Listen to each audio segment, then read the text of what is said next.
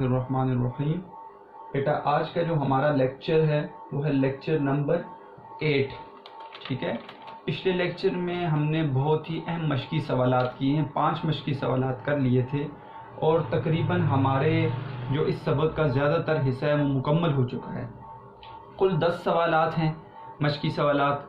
ایک مرکزی خیال تھا جو ہم نے شروع میں کر دیا، خلاصہ تھا ہم نے شروع میں کر دیا، تو اس اعتبار سے 8 ہمارے مشقی سوالات ہو چکے ہیں، 2 ہمارے مشقی سوالات آج ہو جائیں گے، اور اس طرح آج ہمارا سبق انشاءاللہ مکمل ہو جائے گا، ٹھیک ہے۔ پھر اس سبق کے بعد ہم اس کے گرامر کا سوال ہے روزمرہ اور محاورہ، اس کو دیکھیں گے، اور سب سے اہم چیز جو ہمارے 10 نمبر کا سوال ہے متن کی تشریح، اس پر میں ایک لیکچر آپ کو دوں گا کہ آپ متن کی تشریح کا سوال کیسے آسانی سے لکھ سکتے ہیں۔ تو اس طرح ہمارا پہلا سبق مکمل طور پر جو ہے وہ ختم ہو جائے گا۔ کچھ دن لگ گئے اس سبق کے اوپر، لیکن یہ پہلا سبق سمجھنے کے بعد آپ کو باقی اسباق کے سمجھنے میں مشکل درپیش نہیں آئے گی۔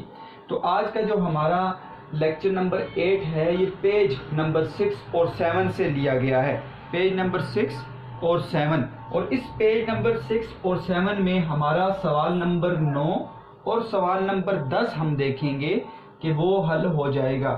اس کے علاوہ ہم معروضی سوالات MCQs اہم ہوتے ہیں، میں نے آج پہلے لکھ لیے، وہ دیکھنے پڑیں گے ہمیں۔ فرہنگ میں پہلی کچھ فرہنگ نکال لی، مشکل الفاظ کے معنی، ٹھیک ہے، لغات ہم نے پہلی نکال دی جو آپ کو متن کی تشریح میں کام آتے ہیں، سبق کے سمجھنے میں کام آتے ہیں۔ تو آج ہم اپنا سبق شروع کر رہے ہیں صفحہ نمبر 6 سے، سب سے اوپر والی لائن، ٹھیک ہے، کہ قومی انتظام یا عمدہ قوانین کے اجراء کی خواہش یہ بھی ایک قدیمی غلط خیال ہے، ٹھیک ہے۔ اجراء کہتے ہیں عمل میں لانا، اجراء کہتے ہیں کسی چیز کو عمل میں لانا، قدیم پرانا، غلط خیال ایسا تصور، ایسا خیال جو ہم سوچیں اور وہ غلط ہو۔ تو قومی انتظام یا عمدہ قوانین کے اجراء کی خواہش یہ بھی ایک قدیمی غلط خیال ہے۔ کیا کہتے ہیں سر سید احمد خان؟ سر سید احمد خان نے صاف بات کر دی ہے بیٹا کہ اپنی مدد آپ ہی وہ آزمودہ مقولہ ہے، ٹھیک ہے، اس پر عمل کر کے کوئی بھی شخص آگے بڑھ سکتا ہے محنت سے، اور جب وہ آگے بڑھے گا تو وہ ایک قوم کا فرد ہوگا، پوری کی پوری قوم جب اپنی مدد آپ پر عمل کرے گی تو وہ قوم ترقی کرے گی۔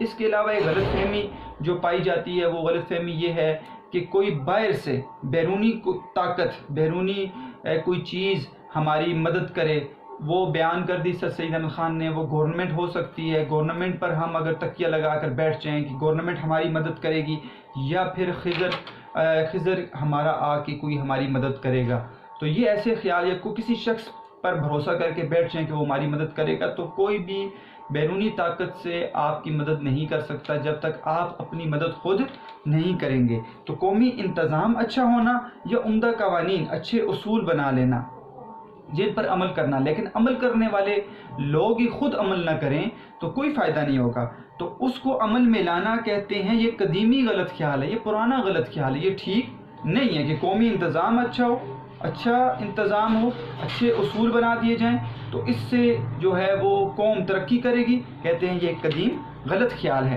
سچا اصول کیا ہے؟ سچا اصول، اسی سچے اصول پر آپ کا سوال نمبر 9 ہے، سوال نمبر 9 آپ پڑھ لیں۔ سوال نمبر 9 ہے ولیم ڈریگن کے اصول کا مفہوم بیان کریں۔ ولیم ڈریگن کا یہاں پر اصول بیان کیا گیا ہے، اور یہی ولیم ڈریگن کا سچا اصول ہے۔ کہتے ہیں اصول اصل کیا ہے؟ وہ ہے جو ولیم ڈریگن نے ڈبلن کی نمائش آئرلینڈ، ٹھیک ہے، آئرلینڈ کا خیر خواہ تھا، ایک ناصح تھا، نصیحت کرنے والا ولیم ڈریگن، اس نے ایک کس کی دستکاری، نمائش گاہ دستکاری میں کہا تھا۔ کہتے ہیں کہ وہاں پر دستکاری، آپ کو پتہ ہے بیٹا، وہ چیزیں جو ہاتھ سے تیار کی جاتی ہیں، تو وہاں پر ان کی نمائش تھی، وہاں پر ولیم ڈریگن نے اپنے ملک کے باشندوں کو کیا کہا تھا اس کو بیان کر رہے ہیں یہاں پر۔ کیا کہا جی؟ جس وقت میں آزادی کا لفظ سنتا ہوں اس وقت مجھ کو میرا ملک اور میرے شہر کے باشندے یاد آتے ہیں۔ ہم اپنی آزادی کے لیے بہت سی باتیں سنتے آئے ہیں، مگر میرے دل میں بہت بڑا مضبوط یقین ہے کہ ہماری محنت، ہماری آزادی ہمارے اوپر منحصر ہے، ہماری محنت، ہماری آزادی جو ہے وہ ہمارے اوپر منحصر ہے، کہ اگر کوئی قوم آزاد ہو جاتی ہے، کہتے ہیں میں اپنی قوم کی آزادی کے بارے میں سنتا آیا ہوں، لیکن وہ تب تک آزاد نہیں ہو سکتی جب تک وہ خود آزاد نہ ہو جائے۔ ایک تو یہ ہے کہ آپ اپنے ملک کو کسی اور ملک سے چھڑا لیں جس نے آپ پر قبضہ کیا ہوا ہے. جیسے پاکستان 1947 میں آزاد ہو گیا, ٹھیک ہے, ہم آزاد ہو گئے. لیکن ایک یہ ہے کہ آپ خود غلام ہیں. خود غلامی کیا ہے کہ آپ محنت نہیں کر رہے, ابھی تک غلامی کی زنجیروں میں ہیں, آپ کسی غیر کو دیکھ کر سارے کام کر رہے ہیں, ٹھیک ہے, اور غیر کے اوپر آپ کا ذہن ہے کہ یہ غیر میری مدد کرے گا, تو آپ آزاد ہو کر بھی آپ کیا ہے, غلام ہے. کہتے ہیں کہ اصل چیز آزادی کیا ہے, وہ ہمارے اوپر منحصر ہے. یہ سچا اصول بیان کیا ہے. میں یقین کرتا ہوں کہ ہم محنت کیے جائیں, اگر ہم محنت کیے جائیں اور اپنی قوتوں کو ٹھیک طور پر استعمال کریں تو اس سے زیادہ ہم کو کوئی موقع یا آئندہ کی کبھی مضبوط توقع اپنی بہتری کے لیے نہیں ہے. کہتے ہیں ہم محنت کریں گے اور اپنی قوت کا ٹھیک استعمال کریں گے تو ہم آگے بڑھیں گے. آزادی کے بعد, آزادی کا مقصد یہ نہیں ہے کہ آپ اپنے ملک کو آزاد کریں, آزادی کا مقصد یہ کہ آپ آزادی کے بعد محنت کریں, اپنی قوت کا صحیح طور پر استعمال کریں. تو کہتے ہیں استقلال اور محنت کامیابی کا بڑا ذریعہ ہے. استقلال اور محنت, ٹھیک ہے. آزادی کے بارے میں بتایا, اس کے اندر آپ لکھیں گے, آپ کے نوٹس کے اندر بھی موجود ہے, یہاں پر بھی آپ سمجھیں. اصل آزادی وہ نہیں ہے کہ انسان آزاد ہو جائے, اصل آزادی خود کو آزاد کرنا ہے, خود محنت کرنا ہے, ٹھیک ہے. استقلال اور محنت کیا ہے, وہ کامیابی کا بڑا ذریعہ ہے. یہ ہے سچا اصول. اگر ہم یکدلی ایک دل ہو کر ولولے جوش اور محنت سے کام کیے جائیں تو مجھے پورا یقین ہے کہ تھوڑے زمانے میں ہماری حالت بھی ایک عمدہ قوم کی مانند کی طرح آرام و خوشی و آزادی کی ہو جائے گی. تو کیسی ہو جائے گی کہ اگر ہم عمدہ قوم کیسے بن سکتے ہیں, ہم یک دل ہو کر, ایک دل ہو کر, ٹھیک ہے. یک دل ہونا کہ آپس میں اتفاق و اتحاد رکھنا, ولولے اور محنت سے ہم اگر کام کیے جائیں تو ہم ایک عمدہ قوم بن سکتے ہیں. تو عمدہ قوم بنتی ہے, بیٹا بتا دیا, عمدہ قوم قومی انتظام اور اچھا قومی انتظام عمدہ قوانین سے نہیں بنتی. عمدہ قوم بنتی ہے محنت سے, ولولے سے, جوش سے, آپس میں اتفاق اور محبت سے, اس سے عمدہ قوم بنتی ہے.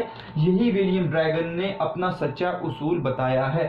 تو سوال نمبر 9 کے جواب میں ولیم کا سچا اصول آزادی, محنت اور عمدہ قوم کیسے ہم بن جائیں گے, ان سب ہیڈنگز کے ساتھ, یہ مین ہیڈنگ ہے, 1 2 3 سب ہیڈنگز کے ساتھ آپ پورے سوال کو کر سکتے ہیں. آپ کے نوٹس کے اندر بھی ایسی ہیڈنگز بنی ہوئی ہیں. تو آپ کا سوال نمبر 9 پہلی پیراگراف سے حل ہو چکا ہے. انسان کی اگلی پشتوں کے حالات پر خیال کرنے سے معلوم ہوتا ہے. پشتوں کہتے ہیں بیٹا نسلیں. اگر آپ اگلی پشتوں سے مطلب یہ نہیں ہے کہ آگے والی, اگلی پشتوں سے مراد یہ ہے کہ جو پہلے گزر چکی ہیں, کہ آپ اپنے آباء و اجداد پر نظر دوڑائیں اور پہلے آپ نسلوں کو دیکھیں تو معلوم ہوتا ہے کہ انسان کی موجودہ حالت انسانوں کے نسل در نسل کے کاموں سے حاصل ہوتی ہے, کہ وہ محنت کرتے آئے ہیں اور آج ہمیں یہ کچھ مل گیا ہے. آج اگر ہم یہ دیکھیں آپ کہ آپ کو ہر جدید سہولت میسر ہے تو یہ جدید سہولت محنت سے ہے. اگر وہ کام نہ کرتے تو آج اتنی جدید سہولیات انسان کے لیے نہ ہوتی. محنتی اور مستقل مزاج محنت کرنے والوں کی وجہ سے ہمیں یہ حاصل ہوئے ہیں. اصل چیز یہ ہے, ٹھیک ہے. لیکن افسوس کا اظہار کریں گے کہ آج ہم کچھ نہیں کر رہے, ہم ان چیزوں پہ تو مزے اڑا رہے ہیں جو ہمارے لیے محنت کے صلے میں ہمارے آباء و اجداد نے کر لی. اور آج ہم خود کیا ہے جی, ہم خزانے کے سانپ, جیسا ایک سانپ جو ہے وہ خزانے کے اوپر بیٹھا ہوتا ہے, ایسے ہی ہم خزانے کے اوپر بیٹھ گئے ہیں سانپ کی طرح, خود کچھ نہیں کر رہے. تھے وہ آبا تو تمہارے ہی مگر تم کیا ہو, ٹھیک ہے. اقبال جواب شکوہ میں کہتے ہیں تھے تو آبا وہ تمہارے ہی مگر تم کیا ہو, ہاتھ پر ہاتھ دھرے منتظر فردا ہو.